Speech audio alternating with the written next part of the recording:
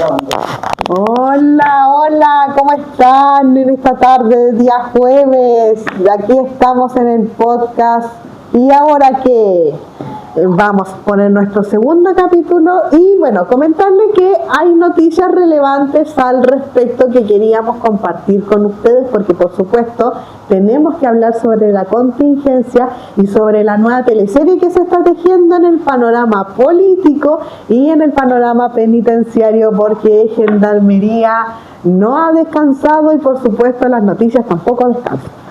A raíz de esto se surge una crisis institucional en Gendarmería a raíz del enorme operativo de PDI que destapó una red de corrupción en Gendarmería en donde 44, bueno ahora 45 gendarmes están en calidad de imputados dentro del proceso penal a raíz de estos hechos de corrupción adentro de Santiago 1 y a raíz de esto el gobierno propuso una reforma constitucional a la Ley Orgánica Constitucional de Gendarmería que separa las funciones de seguridad y de reinserción.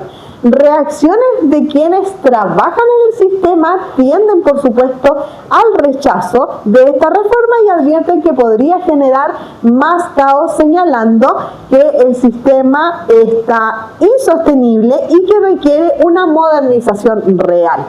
Asimismo, también, pasando a otro tema, la feria laboral que visibiliza la reinserción se realizó hoy, el día de hoy, en la comuna de La Serena, feria laboral que busca visibilizar la reinserción a partir de la exposición de trabajos y confecciones que se realizan por personas privadas de libertad en el recinto de CCP La Serena y que por supuesto personas que participan de programas de capacitación y formación laboral. Y dentro de las últimas noticias que también se tejen en el panorama político es el giro político que se ha dado a raíz de materia de seguridad. El reciente presidente electo, don José Antonio Kast, con un discurso fuertemente enfocado en seguridad y orden público, marca un ambiente de debate muy polarizado sobre cómo enfrentar la delincuencia en nuestro país. Bienvenidos, aquí comienza un nuevo capítulo de nuestro podcast. ¿Y ahora qué? ¿Y ahora qué haremos? ¿Qué pensamos en este nuevo día? Hoy estamos viviendo un momento súper clave en materia de seguridad que no se había presentado nunca en la historia chilena. La delincuencia hoy nos golpea en la calle, lamentablemente, y ahora también nos golpea dentro de las cárceles. O sea, los mismos internos muchas veces son víctimas de delitos. Chan, eso no lo habíamos visto antes y por supuesto no te lo esperabas.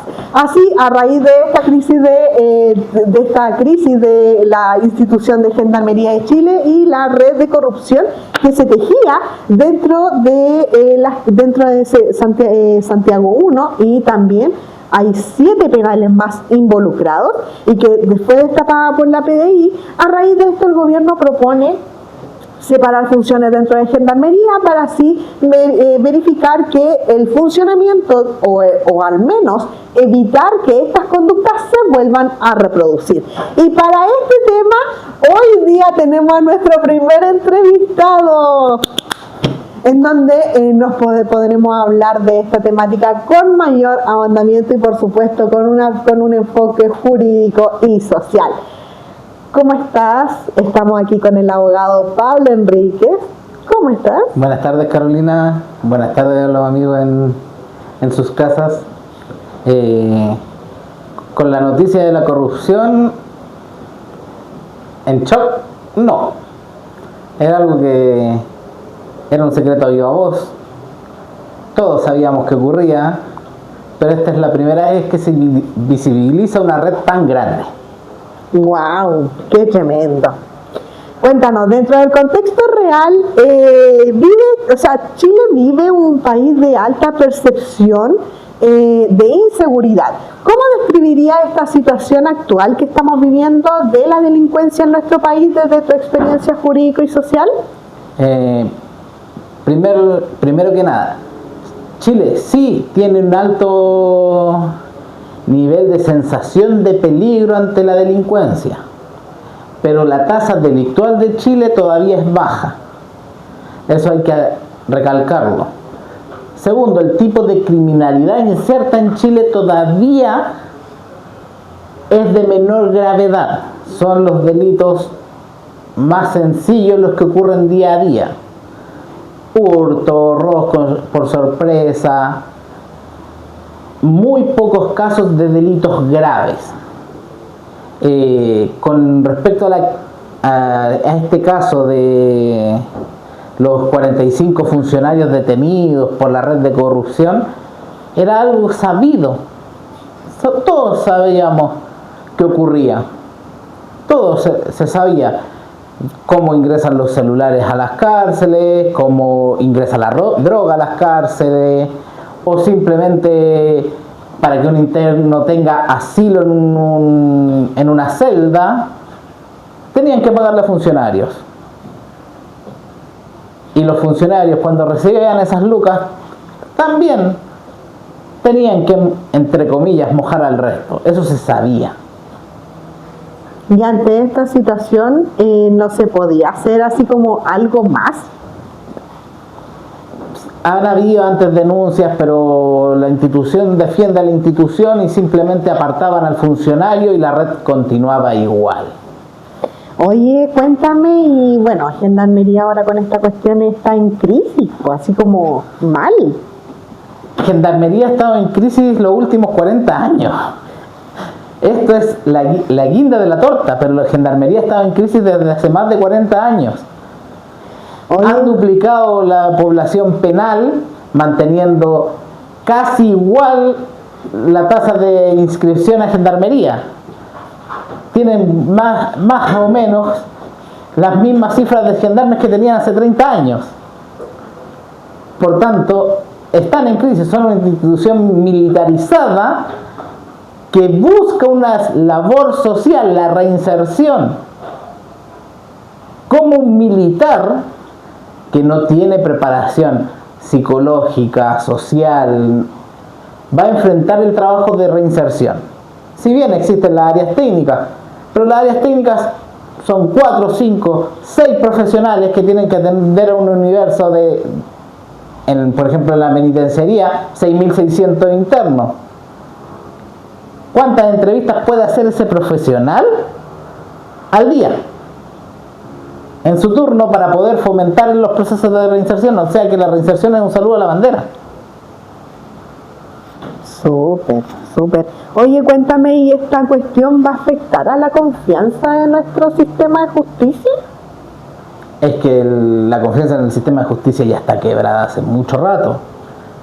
Mucho rato está quebrada. Partamos del caso de nuestro colega Hermosilla. Desde ahí que ya la gente no tiene confianza en el sistema. Porque no saben si los fallos los emiten en derecho o porque pagaron. Y eso es lamentable, pero estos casos dejaron mella en el Poder Judicial. La destitución de tantos ministros por hechos de similar naturaleza generó una herida y esto la profundiza aún más. Nos parece súper interesante esta temática porque cuando hablamos de que disminuya la delincuencia, o sea, si bien digo, para que disminuya la delincuencia y que aumente la reinserción, ¿cómo reinserto yo a una persona que está básicamente corrupta, corrompida dentro de un sistema que no da cabida al actuar probo, al actuar dentro de los marcos legales, dentro de los marcos normativos? Y que este tema es súper preocupante porque al final del día, ¿qué le pedimos al hijo de vecino? ¿Qué le podemos pedir al ciudadano a pie que no tiene idea de leyes, de normas, de cómo funciona un sistema, de cómo funciona el engranaje del Poder Judicial, ni mucho menos cómo funcionan las instituciones públicas? Entonces es súper desalentador desde esa perspectiva el panorama que se nos plantea. Cuéntame, con respecto a la reforma propuesta por el gobierno, desde tu perspectiva profesional, esto de separar funciones, ¿es una buena idea?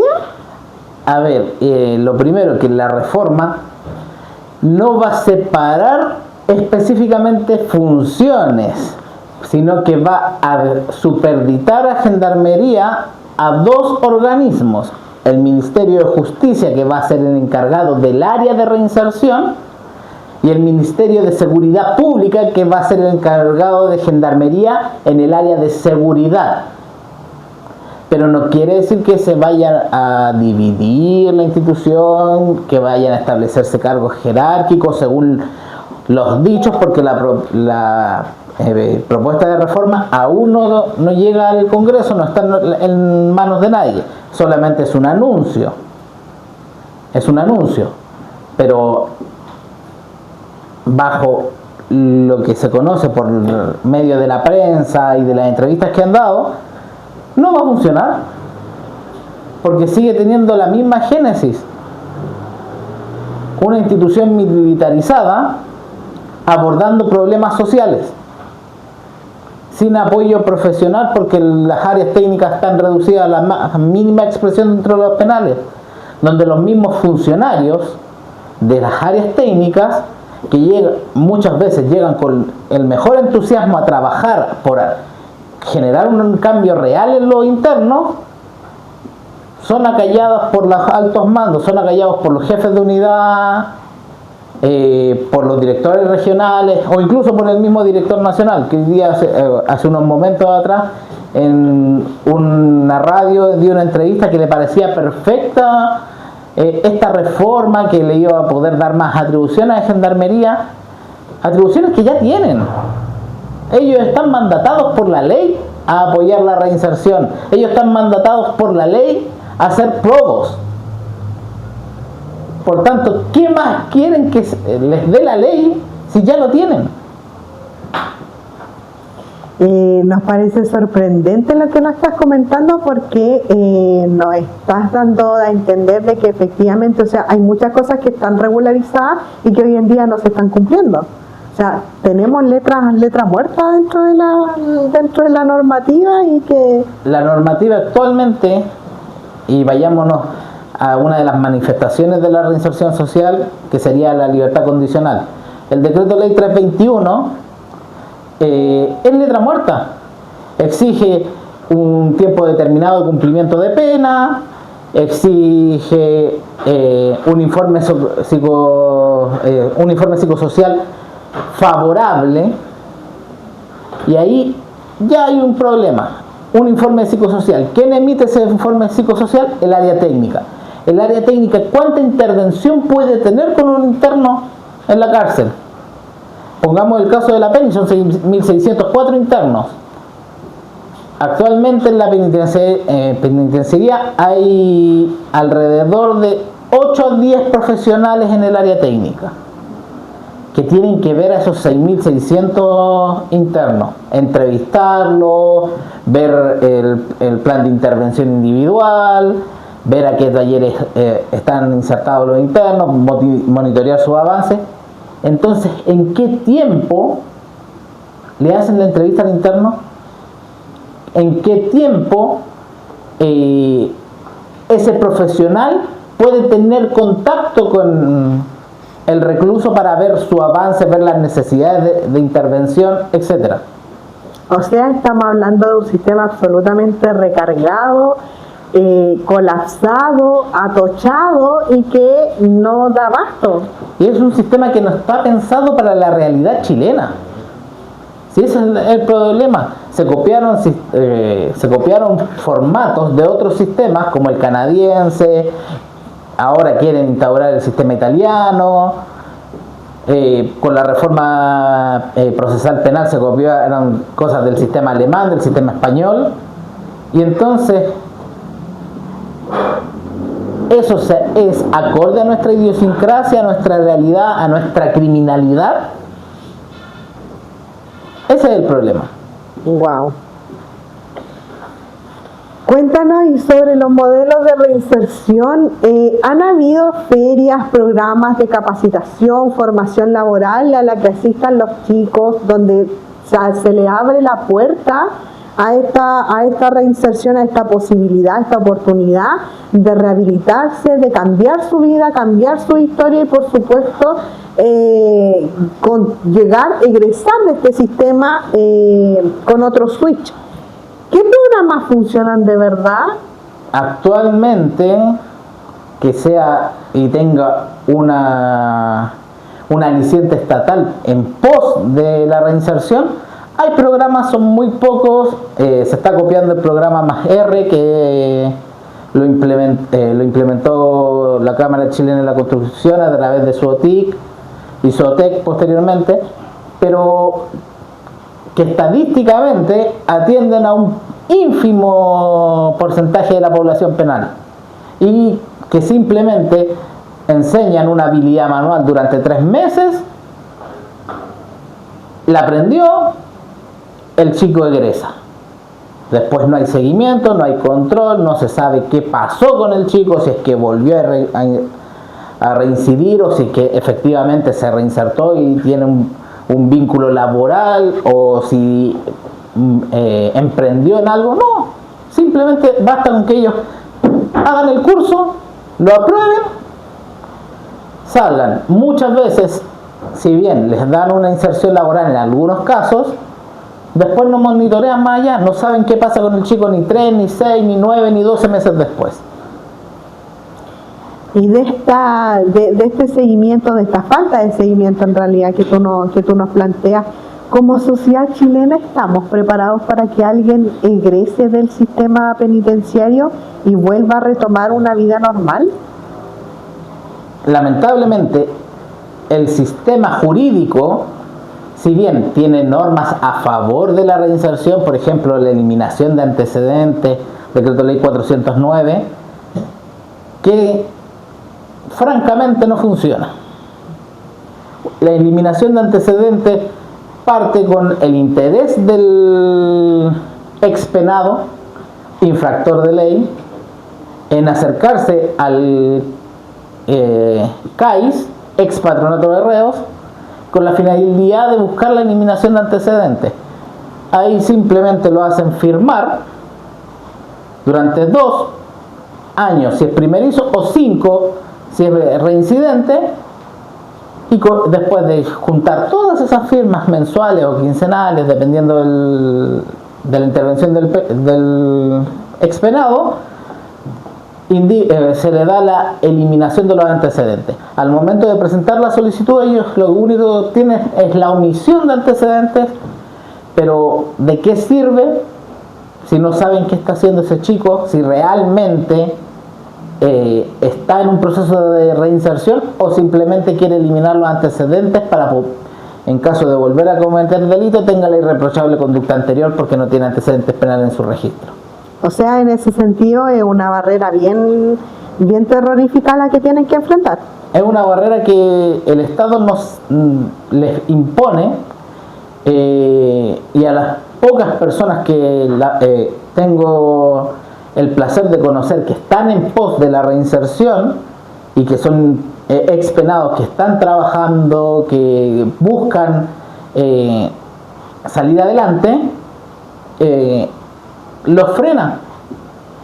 Tenemos un caso en el estudio donde un chico que cometió un delito, manejo en estado de ebriedad, cumplió su pena hace mucho tiempo atrás, no ha vuelto a delinquir, le tocó el tema de ir a renovar la licencia de conducir, licencia que necesita para trabajar, porque él compra mercadería en La Vega y las vende en un localcito a nombre de otra persona, y por eso él gana sus luquitas. Las municipalidades le cierran la puerta. No, falta de idoneidad moral porque en el certificado de antecedente aparece que usted está condenado por conducción en estado de ebriedad. Él está realizando su eliminación de antecedentes y aún así le aparece en la hoja de vida del conductor el antecedente y por tanto le denegaron la licencia. le cierran las puertas. El Estado lo empuja a que vuelva a delinquir porque no tiene otra forma de subsistir. Él está resistiendo, pucha, ahora ese mismo viaje que lo hacía en vehículo, en su auto, en comprarse esa mercadería y llevarla al local, ahora la tiene que hacer en micro, en Uber, donde le limita y eso le suma un gasto que no le permite mantenerse dignamente. Y cuando se desesperan, lamentablemente, como al interior de la cárcel no trataron sus frustraciones, no trataron el control de impulso como corresponde, porque si bien en la cárcel hay un taller que dura 12 sesiones, donde los chicos más que nada van a parar el dedo, a escuchar un rato, entre comillas, como ellos en su jerga hablan, a doblar el pantalón y aprueban el curso, sin saber si efectivamente trabajaron en el control de impulso, si aprendieron a manejar la frustración, si aprendieron a insertarse socialmente. Pero cuando se ven desesperados los chicos, ¿a qué recurren? A lo que aprendieron, a lo que vieron dentro de la cárcel. Y ese es el problema. El mismo Estado le cierra las puertas a los chicos que quieren reinsertarse. Wow. O sea, y esto, o sea, me imagino que hay una responsabilidad detrás de todo esto. ¿Qué tan responsable es el individuo y qué tan responsable es el Estado de Chile al momento de indicarte, sabes qué, te pongo tales frenos o sabes qué, sí, te doy la oportunidad de que puedas resurgir? A ver, la base primordial de para qué los seres humanos viven en sociedad, para ayudarse unos a otros, protegerse en común. Eso es la básica y la teoría básica de por qué vivimos en un Estado. Y ese Estado, cuando uno de los suyos, de los miembros de ese Estado, está en dificultad, tiene que auxiliarlo. En este caso, esta persona que infringió la ley, que cometió un delito, que cumplió su pena, necesita que la vuelvan a insertar en la sociedad. Y no solamente en un trabajo, volver a insertarlo en su núcleo familiar, que se ven muy afectados, volver a insertarla en el tejido social, porque si a ustedes les llega en sus casas o en sus trabajos, se enteran que algún compañero de trabajo pasó por la cárcel, ¿qué pasa? Su visión de él cambia. Lo discriminan por haber pasado por la cárcel. Ese es el problema. En vez de decirle esa persona, y lamentablemente el sistema el que no ha logrado otorgar esa confianza al ciudadano, es que la persona que sale de la cárcel ya no es la misma que ingresó a la cárcel, que la cárcel tuvo y cumplió su rol de reinserción. Y eso es lo que el Estado hoy día no te otorga.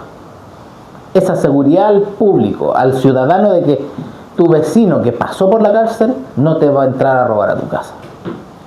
Y es tremendo porque al final del día, o sea, eso marca la diferencia, porque cuando tú tienes un problema como ciudadano a pie, tú recurres a instituciones del Estado, sin querer queriendo a veces. Cuando a ti te pasa algo, llega Carabineros, llegan las instituciones públicas, o cuando, no sé, estás en la necesidad, vas a buscar ayuda de la municipalidad o de quien venga, pero vas a una institución pública. Y que la institucionalidad pública no te responda como te lo mereces, en verdad, preocúpate y enójate. Tienes todo el derecho de hacerlo. Cuéntanos, y oye, dentro de los desafíos de la política, el panorama político que se nos viene, cuéntame, ¿eres de los perdedores o de los ganadores? Honestamente, ninguno de los dos candidatos era mi representación a nivel político, ni Jara ni Kast. A mi parecer, lamentablemente, se inclinó la decisión popular por Kast. Y en temas ya de sistema penitenciario y sistema judicial, es preocupante el ingreso del presidente electo Kast. Primero porque en su discurso señala criminalidad, señala exacerbar las penas, elevar las penas, cosa que se ha demostrado a nivel internacional que no funciona. Tanto que miran Estados Unidos. Estados Unidos tiene la pena de muerte y aún así los delitos graves no desaparecen. Hace un par de días atrás hubo una masacre donde dos personas armadas se pusieron a disparar a diestra y siniestra. Y allá tienen la pena de muerte y las personas cometen esos delitos igual. Porque no es el sistema y no ha dado resultado el incrementar las penas. Si tú no cambias al individuo al momento que ingresa a la cárcel, no le cambias la mentalidad, no le cambias el foco y no le entregas como Estado una oferta para que él no vuelva a delinquir, no va a funcionar. Wow. Y eso es a lo que muchas veces postulamos, y no se trata de perseguir una perspectiva casi amorosa o casi romántica de la delincuencia, sino que se busca desde la solución, desde la bondad, aportar con una solución y que sea efectiva para todos, porque al final del día aquí nadie está libre. O a usted no le ha pasado nunca nada, nunca le han asaltado, nunca le han hecho nada. No, a mí me han asaltado, he tenido un millar de situaciones. Y ese es el problema, que si uno se quedara con el resentimiento, con la venganza, que ese es el problema, que la gente no busca justicia, busca venganza. El delincuente que me hizo daño tiene que recibir las penas del infierno. Ese delincuente que te hizo daño, pasen esas penas del infierno, va a volver a salir. Y todo lo que se le haya hecho o no se haya hecho, cuando salga, va a volver a repercutir en otro ciudadano, en otra persona. Sí, por tanto, la institución, ¿qué es lo que tiene que hacer? Hacer que esa persona que sale, que egresa del sistema, no vuelva a reincidir. ¿Cómo? Cambiando, primero, la mentalidad.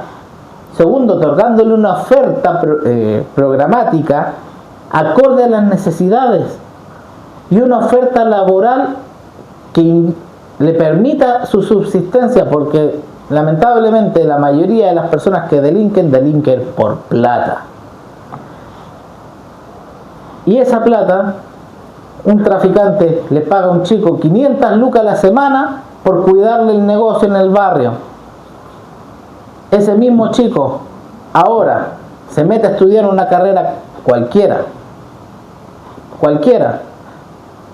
Tengo conocidos que estudiaron veterinaria, medicina veterinaria, son 7 años estudiando, que ahora al pedir pega le están ofreciendo 700.000 pesos, siendo que el traficante de su población le ofrece 500 lucas a la semana por cuidarle el negocio.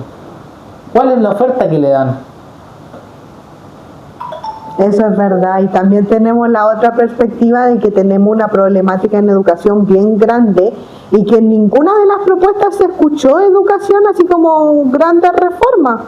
Es que el problema, y ese es uno de los tópicos que por qué no me gustó ninguna de los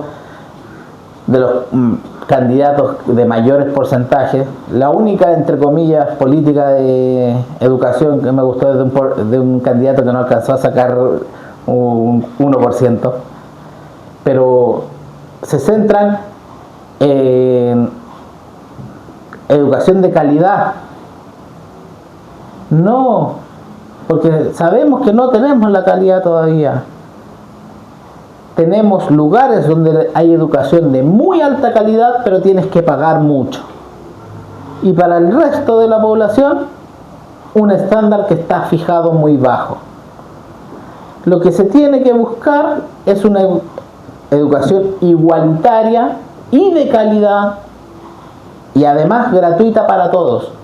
Un país educado avanza, un país educado crece, un país educado genera cultura, evita la delincuencia, un país con educación. Y eso es lo que no tenemos. Lamentablemente, yo, a pesar de ser un profesional, de haber pasado por la universidad, te das cuenta que la oferta, que incluso a los profesionales les cuesta llegar a fin de mes, siendo que el delincuente, el narcotraficante, te está ofreciendo mucho dinero por cuidar su, entre comillas, negocio. Cuesta mantener la línea. Sí, eso es verdad. Y bueno, aquí nos estamos ya dando cuenta de que esta problemática es mucho más amplia y no solamente tiene que ver con la crisis de institucionalidad, sino que también tiene que ver con criterios, o sea, cómo contribuye la política para mejorar tu calidad de vida. Porque ya vimos que sin educación como que no hacemos mucho. Y sin reinserción, lamentablemente tampoco vamos a llegar al objetivo de que de mejorar como sociedad y por supuesto pongamos, o sea, nos llevemos la bandera alcemos la bandera de progreso y desarrollo, que es lo que se busca en una sociedad cualquiera, llámese el país que se llame, todos alzan y luchan por el mismo objetivo, progreso y desarrollo. Oye, y para estar cerrando, ¿hay alguna propuesta, alguna política pública que tú propondrías dentro de este nuevo panorama político incierto que se nos viene y que por supuesto se va a materializar el próximo 11 de marzo? Dentro de, ya vémoslo, una reforma, yo reformaría primero el sistema penal en su conjunto. El sistema, con la reforma procesal penal, si bien se mejoró a lo que teníamos hasta el año 2000, que era el sistema inquisidor, obtuvo muchas mejoras, pero también dejó problemas graves. Una persona puede pasar por el sistema muchas veces porque hay muchos tipos de salidas. ¿Qué quiere decir? Si una persona pasa varias veces por el sistema, quiere decir que las instituciones han fracasado muchas veces en solucionar el problema. Primero, el sistema procesal penal, si bien formaliza, luego acusa, prueba y condena, les falta algo. Y algo que lo dejaron en el Código Orgánico de Tribunales en un artículo que literalmente son 11 palabras, que es la ejecución de la sentencia. Wow. Y esa ejecución queda en manos de un juez de garantía cuando el abogado de la parte o el defensor penal penitenciario hace una solicitud. Pero el juez de garantía después no tiene más injerencia en el cumplimiento de la pena, no sabe si el plan de intervención del interno se ha desarrollado, si ha asistido a talleres, si ha tenido castigos. Se notifican siempre los partes internos cuando ya se han ejecutado, cuando ya le han aplicado la sanción. Muchas veces ni se discute la veracidad de ellos. Al sistema procesal penal le falta una ley de ejecución de pena para subsanar la reforma procesal penal como está al día de hoy, cosa que a mi criterio el sistema todavía sigue siendo arcaico, porque como lo vuelvo a reiterar, da muchas posibilidades de que un interno, que un infractor de ley pase muchas veces por el sistema. Lo que a mí me gustaría, y eso es lo que una idea que la que he estado trabajando ya un buen rato, es una reforma del sistema procesal penal, que un infractor de ley pueda pasar solamente 3 veces por el sistema. O sea que una persona en toda su existencia pueda cometer 3 delitos. Y penas únicas. Primer delito, 5 años. Segundo delito, 10 años. Tercer delito, perpetuo efectivo. En esos periodos de 5 años, de 10, el infractor de ley tendría asistencia psicológica completa, terapia ocupacional, estudios, porque la mayoría de las personas infractoras de ley lamentablemente no han terminado la escolaridad y tampoco han sacado una carrera técnica o superior. Estudios y aparte de todo ello, un trabajo al interior de la unidad penal donde cumplan sentencia. Con eso reduces muchas veces la cantidad de causas que tendría el sistema. Reduces la carga a los tribunales e impones una carga mayor al ente custodio. Con ello tendrías que establecer nexos con universidades, con centros técnicos, con colegios y con la empresa privada también. Porque esa persona que ingresa a una cárcel, dentro del día tendría que recibir intervención psicosocial, tendría que estudiar y también trabajar. No les das espacio al ocio, que el ocio lamentablemente en el interior de la cárcel ayuda al contagio criminógeno. Si el ocio se ve disminuido, hay menos contagio. Wow. Y una persona solamente pasaría por el sistema, en el peor de los casos, 3 veces. Solamente 3 veces por el sistema. Comprendemos súper bien. O sea, al final del día estamos pensando en una solución a largo plazo, pero que en verdad podría ser muy efectivo. Pablo, te queremos agradecer tu presencia aquí en nuestro podcast. De verdad ha sido un aporte tremendo a esta iniciativa que se ha dado y que por supuesto, bueno, como última reflexión del día, hoy nos queda más que claro que no basta con castigar, aquí hay que reformar, hay que rehabilitar, hay que trabajar con el individuo para que el individuo cambie y por supuesto que si realmente queremos cambiar las dinámicas sociales que generan delincuencia, lógicamente también tenemos que cambiar otros ámbitos de nuestra vida como lo es el acceso a la educación para generar este cambio real, para que la persona jamás tenga que pasar por este calvario, por este martirio que es la cárcel. Y por supuesto hoy en día estamos hablando también de que la reinserción no es un lujo, no es una necesidad, o sea, es una necesidad y no es un lujo claramente. Carolina, en esa misma línea, yo con el estudio en el que trabajo estamos desarrollando una idea, un proyecto que a nuestro juicio es innovador, de desarrollar un colegio de alto rendimiento para los hijos de infractores de ley. El proyecto todavía está en estudio, en redacción, para poder presentarlo, que es un proyecto que lo que busca es que los hijos de los infractores de ley tengan las mismas oportunidades que un hijo de ABC1 y formarlos para que desarrollen su potencial, porque hay muchos chicos, y que los hemos visto, que son brillantes y que se pierden en la delincuencia porque no hay oportunidades.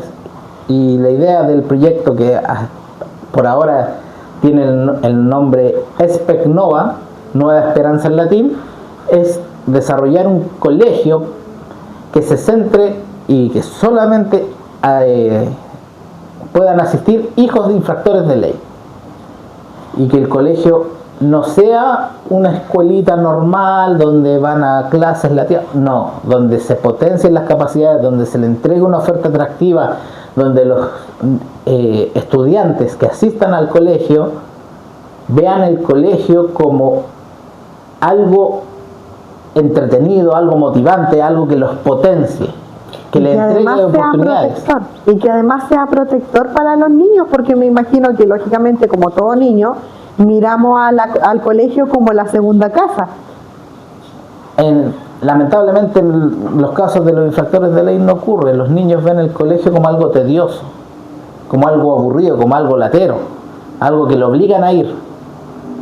En este caso no, es buscar algo que los potencie, y este proyecto lo estamos tratando de centrar y solicitar la colaboración de la empresa privada para poder hacerlo realidad. ¡Wow! ¡Qué gran aporte! Así que, bueno, esperamos que su proyecto les vaya súper bien, que por supuesto lo puedan llevar a cabo, porque en verdad se necesita, y sería también una cuestión súper innovadora, porque al final del día estamos enfocando en que el trabajo, y hay otros aspectos que tenemos que rescatar, como son las familias y trabajar desde el ámbito familiar completo, que eso es súper interesante. Así que, querido, te quiero agradecer de verdad, tu presencia ha sido súper valiosa para este programa, y bueno, si te incomodó es porque lo estamos haciendo súper bien. Así que, ¿y ahora qué? ¿Y ahora qué irá a pasar? Te veo en el próximo capítulo de nuestro podcast. ¿Y ahora qué? En donde vamos a hablar los temas que a ti sí te importan. Nos vemos. Cuídense. Un abrazo. Corazón coreano.